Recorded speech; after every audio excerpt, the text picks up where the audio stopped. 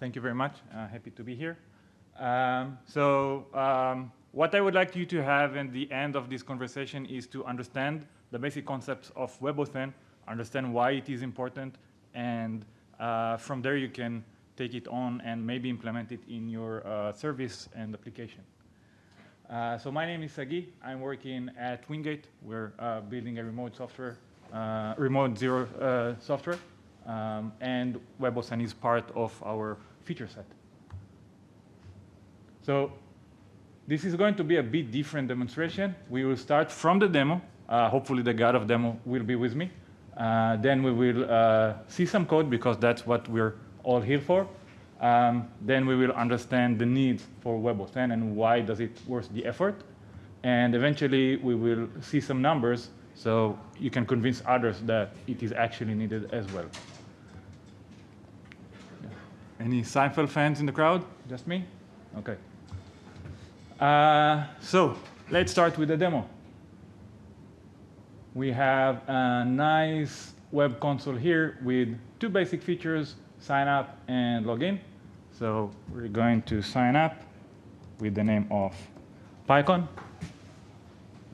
Okay, and boom, we have this nice pop-up which said that we will need the passkeys. Passkeys is kind of a combined effort by Google, Apple, and other big industries to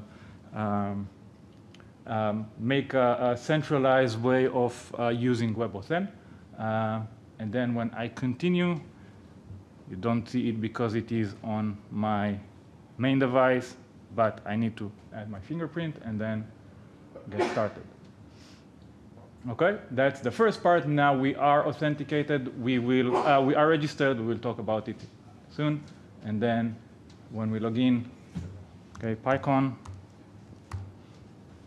authenticate. I will use my thumbprint again on my device. Okay, and I am authenticated. Okay, that was a quick demo. Now let's go over the code, but before that, let's go over some concepts. So there are three main components building this WebAuthN feature set. The first one is the Relying Party. Relying Party, that's basically our server. In our case, what we're going to talk about is Django. That's a service that user can authenticate with WebAuthN. It initiates a flow that is called a ceremony, whether it is registration ceremony or authentication ceremony. And the main purpose of this talk is to understand those ceremonies. I believe that once we understand the ceremonies, implementing the code is much easier. The second part is the authenticator. The authenticator is a software or a hardware device because WebAuthN might also be used by security keys, not necessarily biometrics.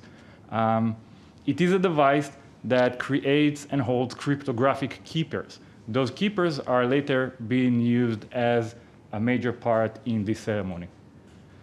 And the third component is the user agent. That's probably the web browser, your application, whatever you're building that connects between the Relying Party and the authenticator to make this ceremony complete.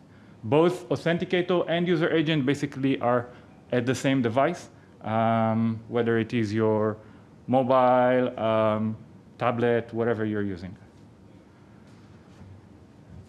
Okay, so now that we are familiar with those three terms, we can move on to the ceremonies. So the first part in the ceremony is the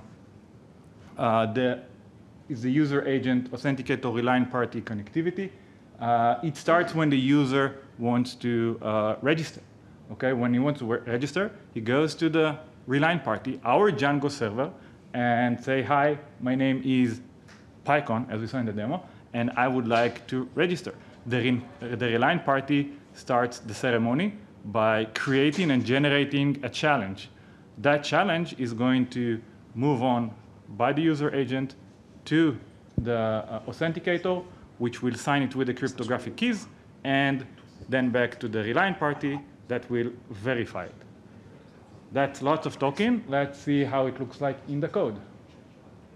OK, so we have here basic Django app. It's empty. It has just the view that you saw and the template. Because we are under time pressure, I prepared all the general stuff with all the imports. We are using a third party that is called PyWebAuthN. It abstracts all the cryptographic methods and gives a nice SDK on top of WebAuthN in Python. So we are using it. Other than that, we have the Reliant party information, the ID, the name, and the origin. We are running on localhost. We have our databases. Those are 2 cached databases. In real life, this will probably be some kind of a SQL or whatever you choose to have. And challenges, we'll talk about it in a bit, but it will probably some kind of a volatile database. We also have a class called user account, and it has the username and a list of credentials. A credential represent the current cryptographic identification of the user. OK, let's go back. OK. So to build the ceremony in Django, we will need 2 views. Each one of them will have get and a post method. Get to start, to initiate the ceremony, and post will be used to complete the ceremony flow, to do the last verification part. So let's start with the get.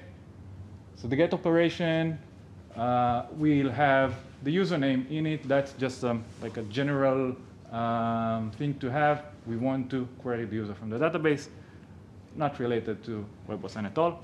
But once we have the user, we can start the ceremony. To start the ceremony, we call PyWebAuthN method that is called generate registration options. We're basically going to create some kind of feature set later telling the authenticator how we want the ceremony to behave. There are all kinds of types of ceremonies, all kinds of transports of ways to identify. For example, I can use biometric. I can use security key. So that's what we're going to define in our options. OK? Before we define that, we need to say which Reliant party are we using. So in our case, that's going to be localhost. In a real-world scenario, that's probably going to be your domain or however you would like to identify to the authenticator. OK, then we add the user information because that options are user-specific. And eventually, we will add some more WebAuthN information. We will use direct attestation. We will ask the authenticator service to do user verification at the authenticator side as well. So we have both user client side and backend verification. And what we have here is also excluding the already existing credentials for that user, so that a user will not be able to re-register again with the same cryptographic key pair that it already created. OK, so that's the way we create the options. Once we have them, we got our challenge. We will save the challenge in our volatile challenges database and return a JSON response back to the user agent. OK? At this point, the user agent will pass the options to the authenticator, which will do the cryptographic magic. We will talk about it in a bit.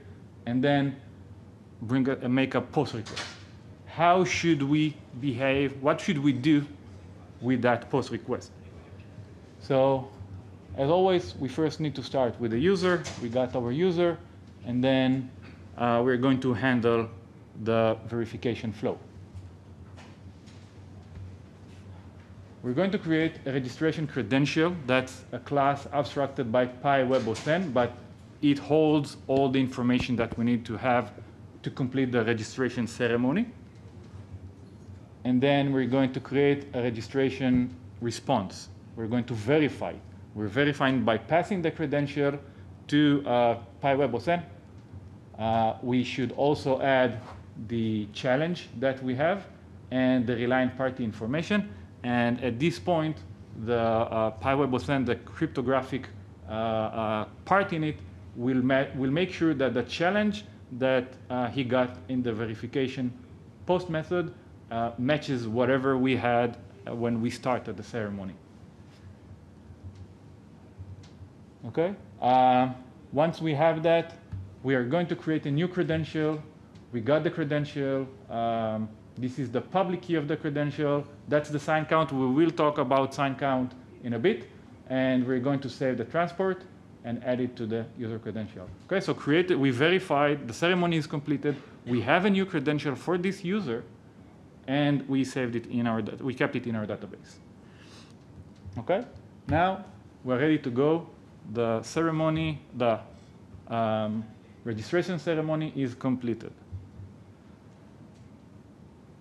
Okay, moving on. And once we've completed the registration ceremony, we are going to talk about the authentication ceremony. Surprisingly, the authentication ceremony is very similar to the registration ceremony. It also consists on a challenge and the cryptographic keeper that is at the authenticator. However, we are not generating new cryptographic keepers. We are using the keeper that is already exists for that user in the device, in the authenticator. Okay, and moving back to the code. Okay, let's implement the authenticate. Okay, we're going to fetch the user from the database, and then same as we had at the registration ceremony, we're starting by generating authentication options. We're going to tell it which is the reliant party that we're going to be using. We are going to give him, unlike before when we excluded the credentials because we wanted to have a new set of credentials, now we tell it what are the allowed credentials. For this example, we're allowing all credentials that belong to that user, but you might change it according to your business logic.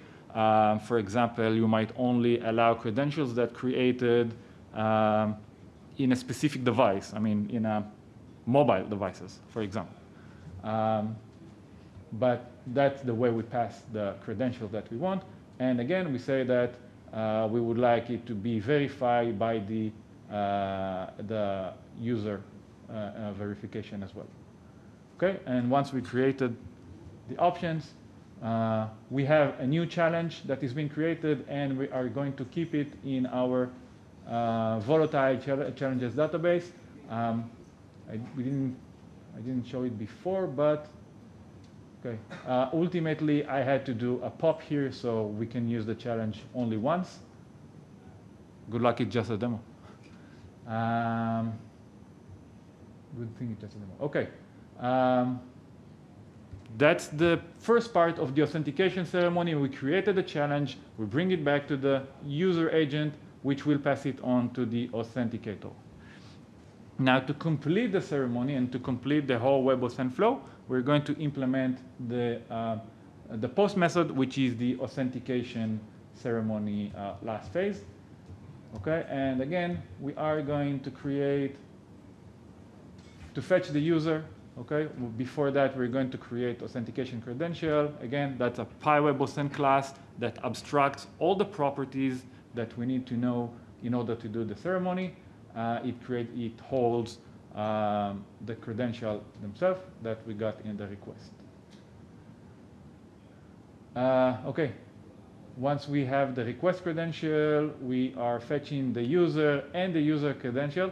At this point, I should expect having at least or exactly one credential in my database that matches the credential that we got from the request.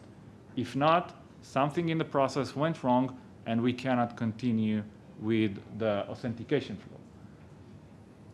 Okay, but once I found the relevant credential, I'm going to take it and complete the verify flow. Okay, to complete the verify flow, I will need the request credential, which is all the information that we got from the authenticator, the client. Here I'm actually popping the username from the challenges DB, so I can only use it once. And that's the expected challenge. Sending some relying party information. And the current credential that I would like to verify. At this point, the WebAuthN component will take the request credential, we'll try to match it with the challenge to verify that it was signed properly. It will use the public key that we have in our public keys data store. And it will also use the sign count. Now, let's talk about the sign count for a minute. Sign count is used as another layer of protection. There might be a possibility that your device will somehow be cloned, your authenticator will somehow be cloned, your credential database, your client-side credential database, the private keys might be somehow stolen, and somebody will try to do the ceremony from another device. The sign count is another layer of protection, which means that if I have two authenticators with the same public key, with the same cryptographic information, making a request to the same relying party, that means that at some point the sign count will be different from one to another, and from whatever the relying party has in its own database, and this will fail the ceremony. Okay, so that's why we will not allow authentication if the sign count is incorrect. Okay, so yeah, everything is done.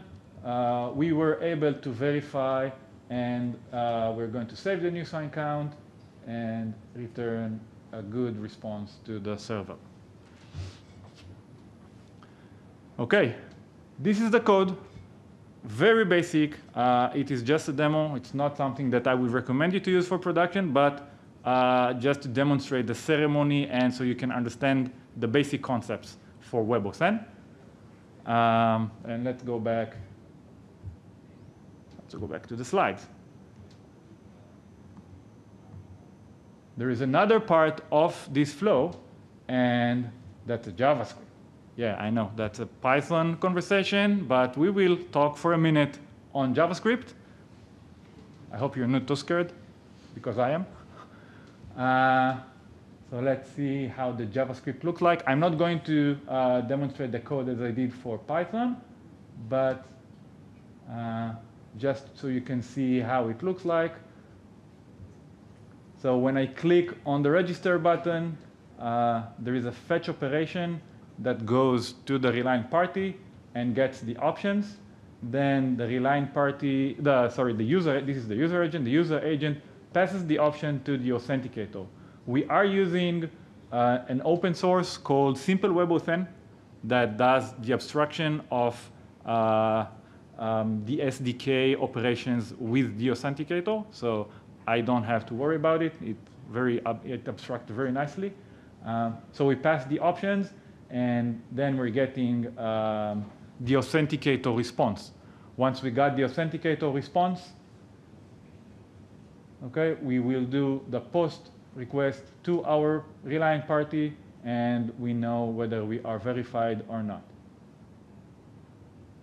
Okay, the flow at the authentication process is very, very similar.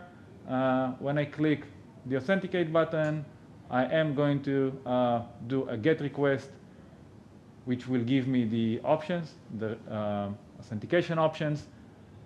And then I will go to the authenticator, which will do the cryptographic key signing for the user and challenge. It will give me a response with a challenge, with the sign count that we talked a couple of minutes ago. And then I can do the post request to the relying party, my Django server, that will complete the flow and the ceremony. Those were 2 minutes talking about JavaScript in a Python convention.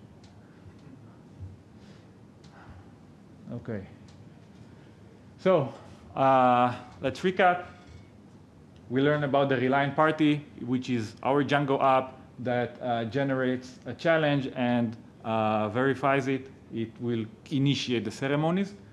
We talked about the authenticator, which is usually a client-side component, whether hardware or software, that creates a cryptographic keeper.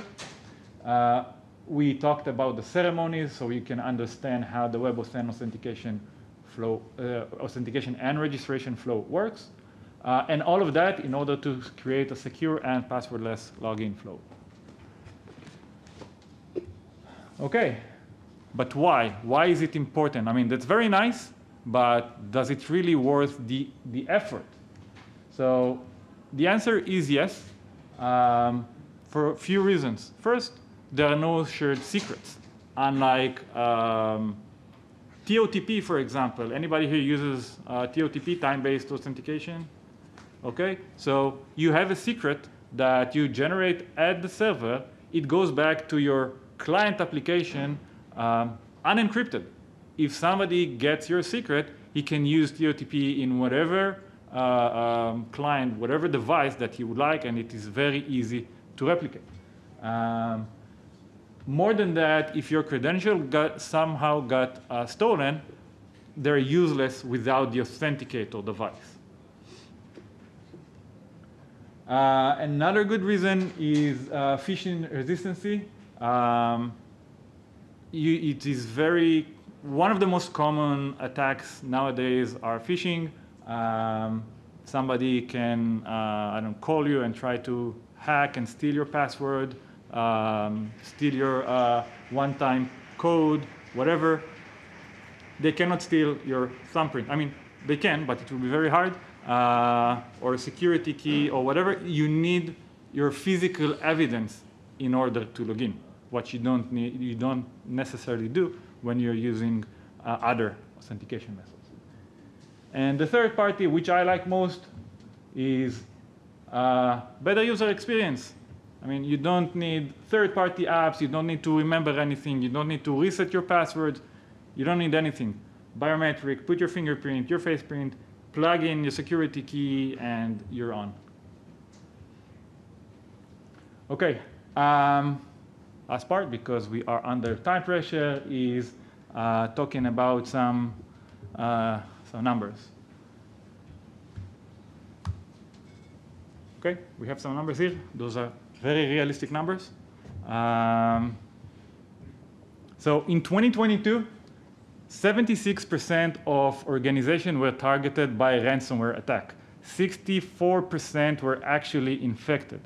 Those numbers are very high, which means that if you have some kind of online presence, you will be targeted at some point.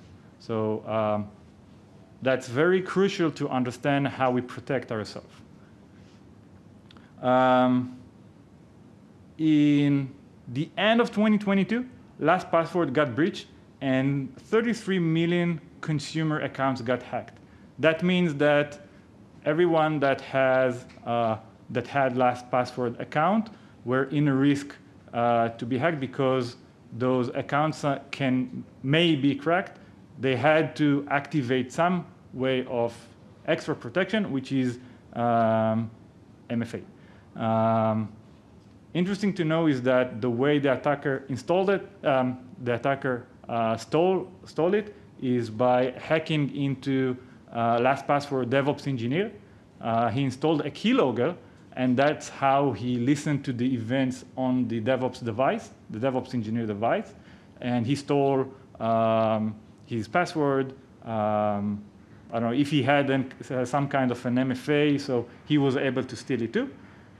If they were using WebAuthN, fingerprint or security key, it would be prone to this type of attack. So it's not 100% guarantee that WebAuthN will prevent everything, but it can prevent some of the most common attacks we have nowadays. The last example we have here is, the last number is 18. 18 years old hacker hacked into Uber corporate network. Okay? Once he hacked the network, he did it by MFA attack where, again, one of Uber engineers got a mass of notifications asking him to complete the multi-factor authentication process, which was obviously false. Then he pretended to be an Uber security team member, contacting the developer and asking him to verify that notification that he got. So once he entered, the whole corporate VPN was exposed, and he did whatever he did. When you're using WebAuthN, those type of attacks are much harder to do, because when you authenticate, you only authenticate your local device. Okay, you will not authenticate a device somewhere else. So that's it. The key takeaways that I would like you to have is, first, to understand WebAuthN flow. It is not that hard to do. It is not that hard to code, but it is necessary that you will understand the core concepts. Once you do that, I think that the coding part is easy, and that you understand that that gives a better protection layer to your infrastructure, to your users, to your employees, in whatever environment you are working at. Thank you. That's it. Thank you.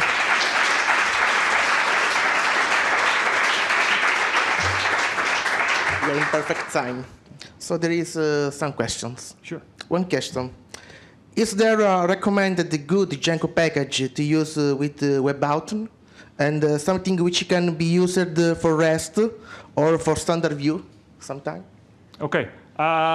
So first, there is this package that I'm using. It is implemented by Duo. It is not a Python framework.